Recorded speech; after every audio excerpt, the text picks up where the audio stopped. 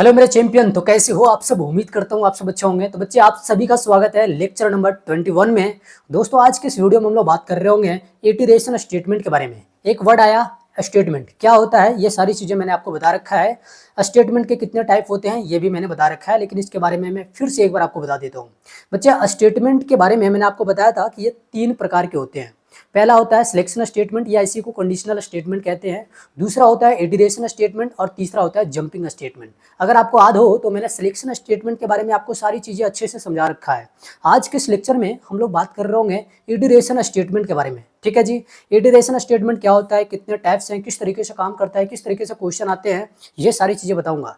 जो आप do while, while loop, for loop, ये सारे जो बात सुनते हो ना, इसी के अंदर आता है और इससे हमेशा क्वेश्चन आपको देखने को मिलते हैं। So please try to watch this video till end. ठीक है बच्चा, चलो तो सबसे पहले हम लोग क्या करेंगे, हेडिंग बनाएंगे आज जो हम लोग पढ़ने वाले हैं। तो स्टेटमेंट के टाइप हम लोग पढ़ रहे हैं, जिसमें से आज हम लोग पढ़ेंगे दूसरा टाइप, जिसका नाम क्या है, इटरेशन स्टेटमेंट। ठीक है जी। एक नया वर्ड आया है इटरेशन। ठीक है, इटरेशन स्टेटमेंट। ठीक, क्या होता है सुनना ध्यान से भाई। देखो, इटरेशन स्टेटमेंट की हम लोग जब भी बात करते हैं तो इटरेशन स्टेटमेंट का मतलब एक ऐसा स्टेटमेंट जो अपना काम को तब तक रिपीट करे जब तक उसका काम सही ना हो जाए। ठीक, the statement that repeat their work until a condition is true. समझ में आई बात? एक ऐसा स्टेटमेंट जो अपना काम को तब तक रिपीट करे जब तक वो सही नहीं हो जाए। ठीक, अगर तुम्हें इसे डिफाइन करना हो तो कैसे करोगे? देखो, ये जो एक इटरेशन स्टेटमेंट होता है ना भाई, ये सेट ऑफ इंस्ट्रक्शन को अगेन एंड अगेन क्या करता है, रिपीट करता है। कब तक? जब तक उसमें जो कंडीशन दिया हुआ रहता है वो सही ना हो जाए तब तक। ठीक सर, कुछ बातें समझ नहीं आ रहा है, थोड़ा और अच्छे से समझाओ। भाई सुनो, मान लो आपको एक एक्सपेरिमेंट कराया जा रहा है। आपको ऐसा बोल दिया गया है कि भाई एक एक्सपेरिमेंट को आप करो और ये आपको तब तक करना है जब तक ये सही ना हो जाए। तो वहाँ देखो, अगर आप एक एक्सपेरिमेंट को करोगे तो वहाँ उस एक्सपेरिमेंट को आप तब तक करते रहोगे जब तक वो सही ना हो जाए। मतलब आप एक लूप की तरह वहाँ पे काम करते हुए रहेंगे। समझ में आई बात? कब तक करेंगे? जब तक वो सही ना हो जाए। तो इसी लूप वाला काम को जो करता है ना कंप्यूटर के अंदर, प्रोग्राम के अंदर, तो उसी को कहते हैं इटरेशन स्टेटमेंट। ये जो इटरेशन स्टेटमेंट होता है ना, इसको कंट्रोलिंग स्टेटमेंट भी कहते हैं। क्या कहते हैं? कंट्रोलिंग स्टेटमेंट भी कहते हैं। ये जो इटरेशन स्टेटमेंट है, ये जो इटरेशन स्टेटमेंट होता है, इसको लूपिंग स्टेटमेंट भी कहते हैं। क्या कहते हैं? लूपिंग स्टेटमेंट भी कहते हैं। ठीक, इतनी बात को ध्यान में रखना। ठीक, इतनी बात को ध्यान में रखना। एक सवाल बन रहा होगा, सर हमें लूपिंग क्यों यूज करना चाहिए? तो भाई देखो, लूपिंग को इसलिए यूज करना चाहिए कि पहली बात कि भाई ये तुम्हारा जो काम है, ये जो तुम्हारा काम है उसको ये छोटा बनाता है। ठीक, तुम्हारा काम को क्या करता है? छोटा बनाता है। दूसरी बात, तुम्हारे टाइम को सेव करता है। ठीक, और तुम्हारी जो प्रोग्रामिंग स्किल है उसको ये इम्प्रूव करता है, क्योंकि आपको बहुत ज़्यादा चीज़ें इसमें नहीं लिखना होता है, तो आप और भी एफिशिएंट तरीके से काम करते हो बिना डिस्ट्रैक्ट हुए। क्योंकि आपको जब एक ही चीज़ को बार बार लिखना है तो आप परेशान हो जाती हो। तो ये कहीं ना कहीं रिपीटेशन को भी अवॉइड करता है। ठीक है जी। अब बात आती है, सर इसका नोट्स हमें कैसे मिलेगा? तो देखो, इसका नोट्स तुम्हें ना पीडीएफ नीचे में मिल जाएगा, मेरे हाथ से लिखा हुआ नोट्स, जो कि पर्सनली मैं आप लोग के लिए बनाता हूँ। ठीक, और आप बोर्ड से भी लिख सकते हो जो चीज़ें बताऊंगा। ठीक है, ओके। तो अगर इसको डिफाइन करना हो तो कैसे लिखोगे? तो लिखो यहाँ पे लिखो, इसका डिफिनेशन लिखो। An iteration statement, an iteration statement repeats a set of instruction again and again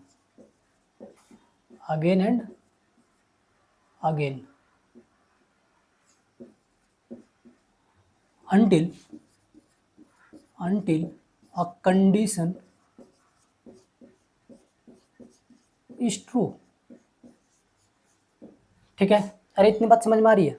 ये अपना काम को तब तक रिपीट करेगा जब तक उसमें दिया हुआ कंडीशन सही ना हो जाए। तो इस तरीके से जो भी स्टेटमेंट काम करता है उसको इटरेशन स्टेटमेंट कहते हैं। अच्छा, अगर तुम्हें ये चीज़ें समझ में नहीं आ रही है तो इसको और आसान भाषा में लिख सकते हो, इन अदर वर्ड्स। क्या लिख सकते हो? सुनना ध्यान से, लिखो those statement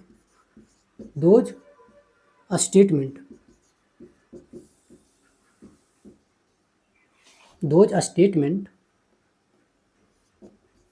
that repeats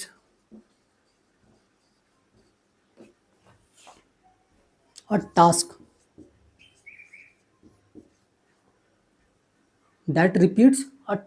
until है ना, until a condition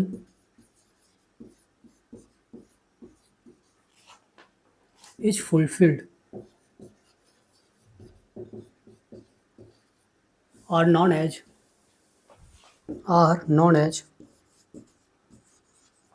iteration statement. Iteration statement, ठीक है। अरे इतनी बात समझ में आई?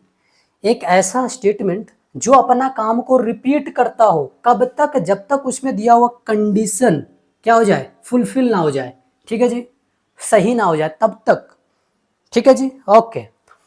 अब देखो, अगर तुम्हें इतनी बातें समझ में आ गई तो इसके बारे में कुछ और बातें मैं लिखता हूँ। उससे पहले थोड़ा सा ये जो ब्लैक हो रही है ना वीडियो, इसको मैं थोड़ा सा सही कर लेता हूँ, ठीक। तो तुम्हें अगर इतनी बातें समझ में आ रही है तो बहुत अच्छी बात है, मैं इसको इरेज करता हूँ। सारी चीज़ें मैंने समझा रखा है, बस लास्ट में ये नोट्स आपको देता हूँ सो दैट आपके पास रिविजन के लिए चीज़ें हो, ठीक। ओके, आगे बढ़ते हैं हम लोग, इसको इरेज करते हैं, लिख लेना सारी चीज़ें, ठीक है। ओके, कपड़ा भी गिर रहा है भाई। चलो, तो इसके बारे में और कुछ हम लोग बात कर लेते हैं। जैसे भाई देखो, इसमें अगर हम बात करें तो लिखो the iteration statement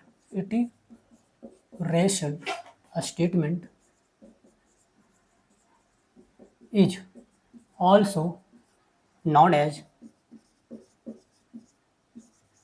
controlling statement. क्या कहते हैं इसको? Controlling statement. क्या कहते हैं? Controlling statement. या इसी को लिखो the iteration statement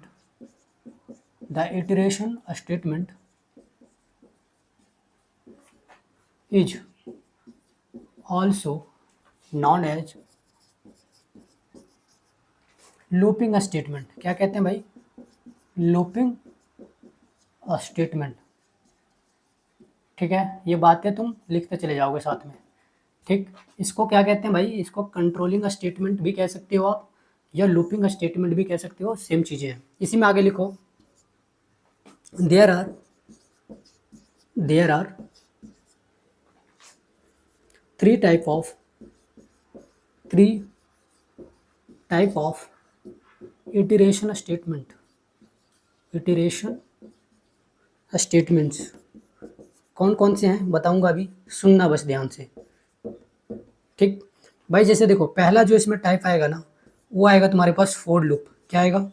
for loop, ठीक। दूसरा अगर हम इसमें बात करें तो इसमें आता है वाइल लूप। और तीसरा जो आता है वो आता है भाई डू वाइल लूप, ठीक। इधर लिख लो थोड़ा सा, नोट में कुछ बातें लिख लो। नोट में क्या लिखना है सुनना ध्यान से। नोट में लिखो फोर, ठीक है, while, do while are the keyword. ये क्या होते हैं? ये कीवर्ड्स होते हैं, ठीक। समझ में आई बात? ये तीनों की तीनों चीज़ें क्या होती हैं? कीवर्ड्स होता है। अरे इतनी बात तुम्हें समझ में आ रही है? तुम्हें अगर इतनी बात समझ में आती है तो बस लिख देना कमेंट में यस सर समझ में आती है, टाइम को मेंशन करते हुए। इटरेशन स्टेटमेंट के बारे में सुनना ध्यान से। इटरेशन स्टेटमेंट एक ऐसा स्टेटमेंट होता है जो अपना काम को तब तक रिपीट करते रहता है जब तक उसमें दिया हुआ कंडीशन सही ना हो जाए। ये जो इटरेशन स्टेटमेंट होता है ना, इसको कंट्रोलिंग स्टेटमेंट भी कहते हैं, या इसी स्टेटमेंट को लूपिंग स्टेटमेंट भी कहते हैं, ठीक है जी। ये जो लूपिंग स्टेटमेंट होता है ना, इसका 3 प्रकार होता है अलग अलग। पहला होता है फॉर लूप। पहला क्या होता है? For loop. दूसरा होता है वाइल लूप। दूसरा क्या है? While loop. तीसरा क्या है भाई? तीसरा होता है डू वाइल लूप, ठीक है। अगर तुम्हें इतनी बातें समझ में आ गई हो तो बहुत अच्छी बात है। एक चीज ध्यान रखना, यहाँ पर जो फोर है, वाइल है, डू वाइल है, ये क्या होता है? कीवर्ड्स होता है। इतनी बात को ध्यान में रखना, ठीक है। यहाँ से क्वेश्चन आपके 1 मार्क्स में पूछे जा सकते हैं कीवर्ड से, तो इस बात को ध्यान में रखना, ठीक। चलो जी, हमारे मन में एक सवाल आता है, why should we use loop in program. हमें प्रोग्राम में लूप का यूज क्यों करना चाहिए, है ना। तो क्वेश्चन क्या है अपने पास, सुनो फिर इसका आंसर बताऊंगा। Why should we use loop in program. ठीक है, समझ में आई बात कि हमें प्रोग्राम में लूप का यूज क्यों करना चाहिए। तो सुनना ध्यान से, जो बातें बताऊंगा भाई सुनो। पहला चीज है कि भाई ये अवॉइड करता है, क्या अवॉइड रिपीटेशन। ये रिपीटेशन को क्या करता है, अवॉइड करता है। ठीक, दूसरी बात अगर मैं बोलूं तो लिखो मेक कोड शॉर्ट। ठीक है, ये कोड को क्या करता है भाई, शॉर्ट बनाता है। तीसरी बात अगर मैं बताऊं तो लिखो सेव टाइम। सेव टाइम, ये टाइम को क्या करता है, सेव करता है भाई। ठीक, ओके। नीचे अगर यहाँ देखो तो लिखो फ्लेक्सिबल आउटपुट। ठीक है, फ्लेक्सिबल फ्लेक्सिबल आउटपुट। ठीक, तो इतनी कुछ बातें हैं जो तुम्हें याद रखना है, बहुत ज़्यादा आपको याद रखने की ज़रूरत नहीं है, इससे ज़्यादा आपसे नहीं पूछा जाएगा आपके एग्जाम में। ठीक, तो हम लोगों ने अभी तक क्या क्या सीखा कि भाई इटरेशन स्टेटमेंट क्या होता है, इसे और किस किस नाम से जानते हैं, इसके कितने टाइप होते हैं, और हमें लूप के बारे में क्यों सीखना चाहिए, इन सारी बातों के बारे में। ठीक है, चलो भाई अब हम लोग समझेंगे कि एक जो लूप होता है ना, ये 4 अलग अलग पार्ट पे काम करता है। अब ये जो 4 अलग अलग पार्ट है, ये क्या है, सुनना ध्यान से। उससे पहले लिखो यहाँ पे, लिखो loops work using 4 part. 4 part, है ना, 4 पार्ट्स। ये 4 अलग अलग भाग पे क्या करेगा, काम करेगा। जिसमें से पहला है क्या, देखो पहला इसमें से है, मैं यहाँ पे लिखता हूँ इनिशियलाइजेशन। क्या लिखता हूँ, इनिशियलाइजेशन। इनिशियलाइजेशन का मतलब क्या होता है, इनिशियलाइजेशन का मतलब होता है स्टार्टिंग वैल्यू। ठीक है जी, क्या होता है, स्टार्टिंग वैल्यू। ठीक है जी, दूसरा यहाँ पे अगर देखें तो दूसरा है कंडीशन। कंडीशन, इसका मतलब होता है एंडिंग वैल्यू। ठीक है, एंडिंग वैल्यू। ओके, ठीक है। तीसरा अगर यहाँ पे मैं बात करूँ तो ये होता है अपडेशन। क्या होता है, अपडेशन। अपडेशन का मतलब होता है इंक्रीमेंट। इंक्रीमेंट या डिक्रीमेंट। डिक्रीमेंट, या इसी को लिख सकते हो आप कॉमन डिफरेंस। Common difference. अब ये सारी चीज़ें क्या होती हैं बताऊंगा अच्छे से, टेंशन ना लो। ठीक, और जो चौथा होता है बच्चा, ये होता है अपने पास स्टेटमेंट। ठीक है जी, क्या होता है, स्टेटमेंट यानी मैसेज। ठीक, ओके, बिल्कुल। तो ये 4 टर्म है, ये 4 पार्ट है, जिसके मदद से एक लूप क्या करता है भाई, एक लूप काम करता है। ठीक है जी, क्या करता है, एक लूप काम करता है। ठीक भाई, मेरे रूम में ना कॉकरोच बहुत आ गया है। ठीक है, मेरे रूम में कॉकरोच बहुत आ गया है। ठीक है जी, ओके। तो समझ में आया, एक जो लूप होता है ये 4 अलग अलग पार्ट पे काम करेंगे। पहला क्या है, पहला है इनिशियलाइजेशन। इनिशियलाइजेशन का मतलब स्टार्टिंग वैल्यू। लूप में जो वैल्यू डालोगे, पहला वैल्यू जो होगा उसी को इनिशियलाइजेशन बोल रहे हैं। ठीक, दूसरा आता है कंडीशन। कंडीशन मतलब एक हो गया स्टार्टिंग वैल्यू और एक हो गया लास्ट वाले वैल्यू। तो जो लास्ट वाला वैल्यू है यानी एंडिंग वैल्यू, उसकी बात हम लोग करते हैं कंडीशन के अंदर। तीसरा आता है अपडेशन। अपडेशन का मतलब मान लो कोई चीज़ अगर आगे बढ़ रही है या घट रही है। इंक्रीमेंट मतलब बढ़ना, और डिक्रीमेंट मतलब घटना। तो कोई चीज़ अगर आगे बढ़ रही है या पीछे घट रही है तो किस दर से घट रही है ना, उसके बीच में कितना कॉमन डिफरेंस है, ये बात कौन करता है, अपडेशन। और लास्ट में है स्टेटमेंट यानी मैसेज, जो लास्ट में तुम्हें रिजल्ट को दिखाता है। मैसेज का मतलब, मैसेज एक ऐसा चीज़ है जो C++ प्रोग्राम के अंदर उसका यूज किया जाता है किसी भी रिजल्ट को डिस्प्ले करने के लिए। तो ये 4 टर्मोलॉजी है जिसकी मदद से एक लूप काम करता है। अरे इतनी बात तुम्हें समझ में आ गई हो तो मैं आगे बढ़ूँ। ठीक है सर, बढ़ो आगे। चलो फिर इसको इरेज करता हूँ।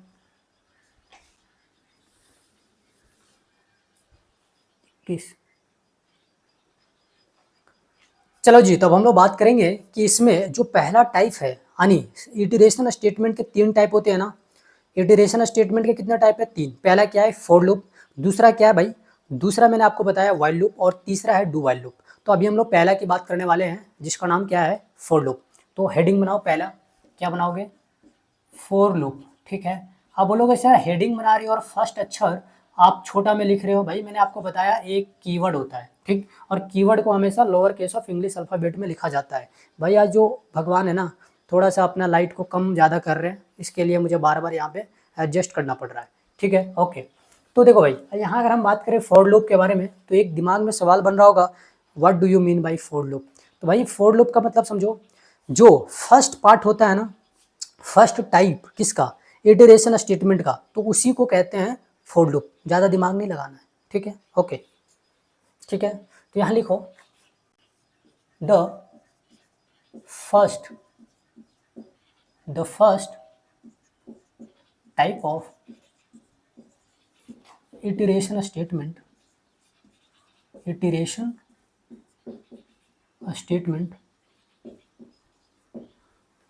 is called for loop, ठीक। इसी में लिखो it is also known as entry control loop, ठीक है। इसको क्या कहते हैं, एंट्री कंट्रोल लूप भी कहते हैं। लिखो here four is a keyword, ठीक है। इतनी बातें तुम क्या करो, लिख लो, इतनी बात क्या करो भाई, तुम लिख लो, ठीक है।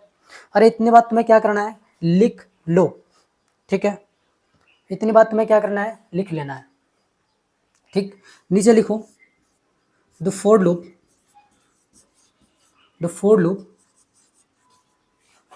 check the condition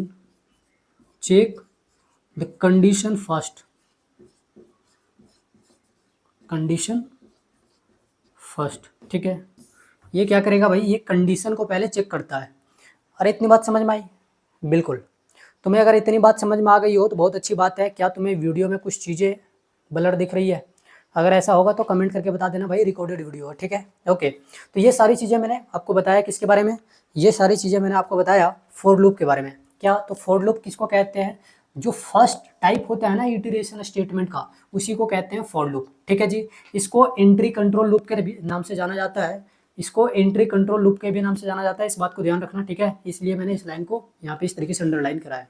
यहाँ पे जो फोर है एक कीवर्ड होता है, ठीक, और ये जो फॉर लूप होता है ना, ये कंडीशन को पहले चेक करता है, ठीक है। The for loop check the condition first, ये कंडीशन को पहले क्या करता है, चेक करता है, ठीक। तो इतनी बातें तुम्हें ध्यान में रखना। फिलहाल इसकी सिंटेक्स की बात हम लोग कर लेते हैं, ठीक है जी। क्या करेंगे, इसके सिंटेक्स के बारे में बात कर लेते हैं, ठीक। तो इसका सिंटेक्स क्या है देखो, फिर मैं आपको कुछ क्वेश्चन भी अभी कराऊंगा, कुछ क्वेश्चन भी मैं अभी आपको कराऊंगा, और आपको जो मैं PDF दूंगा उसमें भी कुछ क्वेश्चन मैं लिख दूंगा, ठीक है।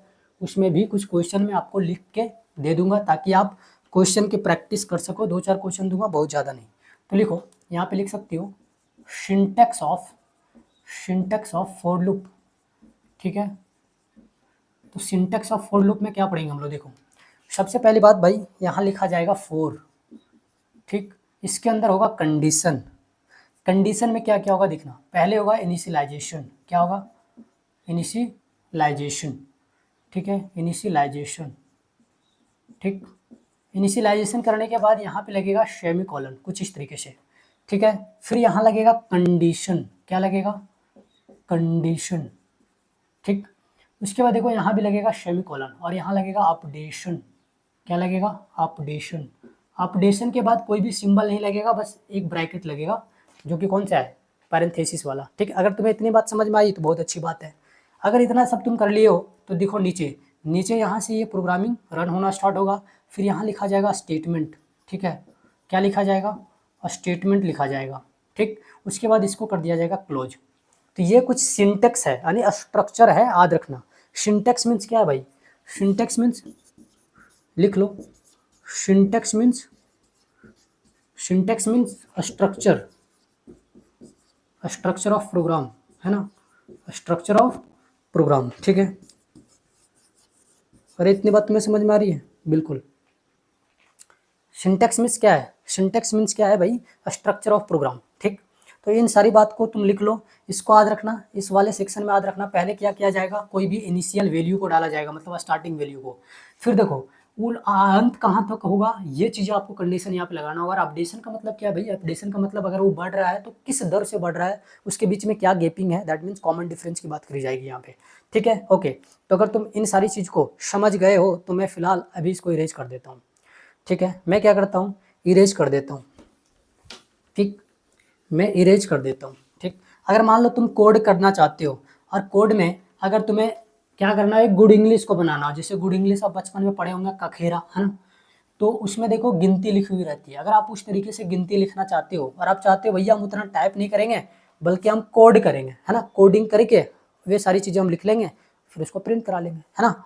तो अगर तुम्हें करना हो तो कैसे करोगे, देखो शॉर्ट में यहाँ पे मैं लिख रहा हूँ राइट या program, write a program, short में लिखूंगा WAP, इसका मतलब है राइट अ प्रोग्राम। ठीक, to display to display to display 1 to 10 number. ठीक है, 1 to 10 नंबर बाय यूजिंग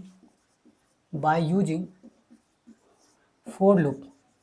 ठीक है, इस तरीके से क्वेश्चन तुम्हारे पास रह सकते हैं, एक एक दो दो मार्क्स में। ठीक, तुम्हें एक प्रोग्राम को लिखना है और इस प्रोग्राम को जब तुम लिखोगे तो फॉर लूप का यूज करोगे। ठीक, और जब इस प्रोग्राम को जब तुम लिख रहे होगे तो तुम्हें क्या डिस्प्ले करना है, 1 से लेकर के 10 तक के नंबर डिस्प्ले करना है।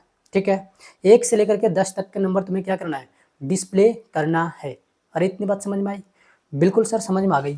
तो सुनो, अगर तुम्हें इसका प्रोग्राम लिखना हो तो कैसे लिखोगे, अगर तुम्हें इसका प्रोग्राम लिखना हो तो कैसे लिखोगे, ये मुझे बताओ, ये मुझे बताओ। सर अभी तो आपने बताया नहीं है, बस आपने सिर्फ पढ़ाया है।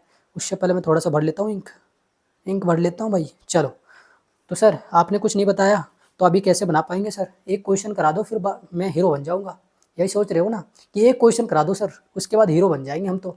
चलो कोई दिक्कत नहीं, मैं करा देता हूँ अगर इतने प्यार से बोल रहे हो तो। ठीक है, ओके।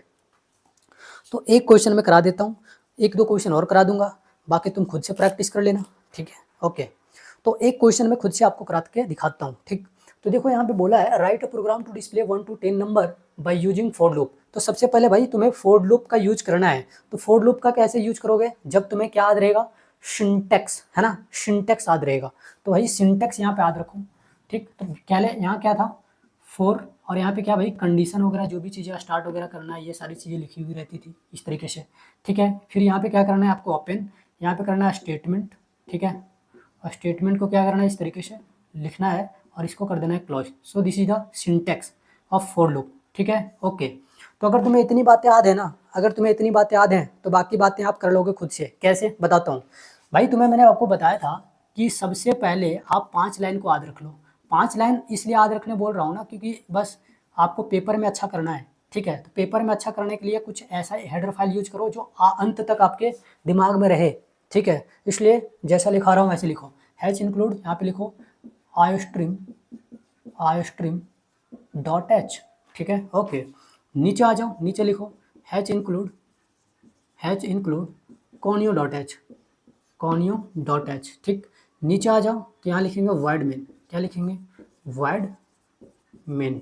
ठीक, यहाँ करेंगे ओपन ब्रेसेस, यहाँ लिखेंगे CLR SCR।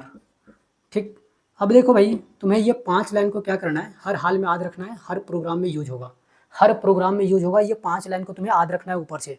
ठीक है, ओके। नीचे आ जाओ भाई, तो नीचे यहाँ पे क्या करेंगे हम, देखो यहाँ पे लेंगे इंट, क्या करेंगे इंट। अब हमें 1 से लेकर के 10 तक के नंबर दिखाना है, तो इसके लिए एक वेरिएबल को हम मान लेंगे और एक जो वेरिएबल मानेंगे उसी का तो वैल्यू आएगा। जैसे मान लो एक वेरिएबल में मान लेता हूँ आर। ठीक है, क्या मान लेता हूँ आर, तो आर बराबर एक बार 1 दिखेगा, फिर 2 दिखेगा, फिर 3 दिखेगा, 4 दिखेगा, इसी तरीके से 10 तक दिखते हुए जाएगा। तो एक वेरिएबल में मान लेता हूँ यहाँ पे आर। ठीक है, कोई दिक्कत है यहाँ तक तो कमेंट करना टाइम को मेंशन करते हुए। ठीक, अब तुम्हें क्या करना है भाई, सुनो, और तुम अगर इतना चीज़ कर लियो तो अब सिंटेक्स को अप्लाई करो। क्या करो, सिंटेक्स को अप्लाई करो। तो लिखो फॉर, और यहाँ पे इसके अंदर पहले तुम्हें क्या करना है भाई, तो तुम्हें लिखना है इनिशियलाइजेशन।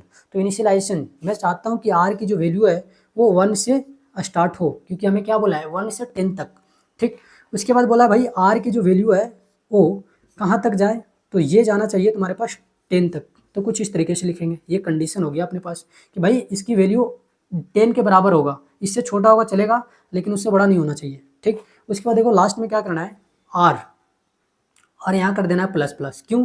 क्योंकि 1 से लेकर के 10 तक के लगातार नंबर को हमें दिखाना है। तो आर प्लस प्लस का मतलब क्या है? देखो मैंने आप लोगों को इंक्रीमेंट ऑपरेटर पढ़ाया है। इसका मतलब होता है r is equal to r plus 1। R की जो वैल्यू दी हुई है उसमें एक जुड़ते हुए चला जाएगा हमेशा।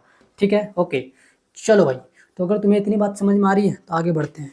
लास्ट में यहाँ क्या करना है, तुम्हें इसको ओपन करना है, फिर यहाँ स्टेटमेंट लिखना है। तो स्टेटमेंट में सी आउट करेंगे, ठीक है, और सी आउट में हम जिस वैल्यू के नंबर को दिखाना चाहते हैं 1 से 5 तक, उस वेरिएबल को लिख देंगे। तो आर है, इसी का वैल्यू हमें बारी बारी दिखेगा कितना, 1 2 3 4 5 10 तक ऐसे। ठीक, यहाँ लिखेंगे इंटर। अब इंटर लगाने का मतलब, पहले ऐसे दिखेगा 1, फिर 2, फिर 3 4 5 6 7 8 9 और यहाँ पे 10। कुछ इस तरीके से आपको वैल्यू देखने को मिलेगा। ठीक, इसका ये मतलब है। ठीक है जी, आउटपुट आपको कुछ ऐसा देखने को मिलेगा। ठीक है सर, ओके।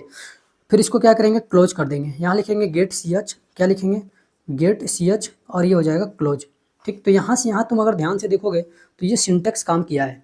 ठीक, बाकी नीचे से आपको मैंने बोला था कि ये 2 लाइन याद रख लोगे, ऊपर से 5 लाइन याद रख लोगे। बाकी बीच में कुछ कुछ चेंजिंग आएगी, कैसे आएगी मैं आपको बहुत ज़्यादा प्रैक्टिस करा दूंगा, आपको दिक्कत नहीं होने वाली है। ठीक है, आपको बिल्कुल भी दिक्कत नहीं होने वाली है।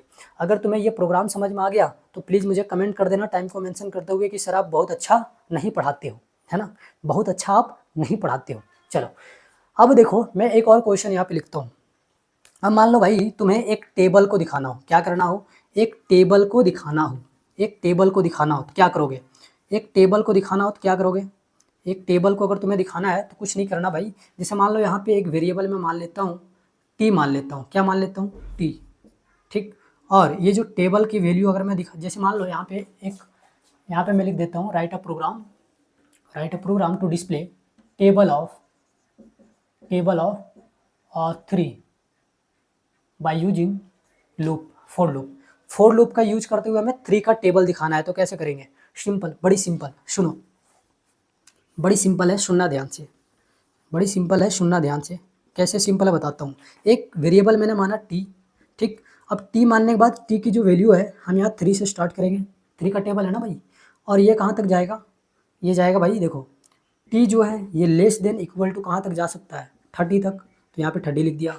और यहाँ पे जो टी है ये हर बार बढ़ेगा, कितना बढ़ेगा भाई, तो 3 बढ़ेगा। तो जब 1 से ज़्यादा बढ़े तो कुछ इस तरीके से लिखा जाएगा। ठीक, ओके, और यहाँ पे हमें क्या दिखेगा, टी। तो इस तरीके से तुम करोगे तो यहाँ तुम्हें टेबल दिख जाएगा। और जो टेबल दिखेगा कैसे दिखेगा, 3 6 9 12 15 18 21 24 27 30, कुछ इस तरीके का आउटपुट आपको देखने को मिलेगा जब आप प्रोग्राम को रन कराएंगे।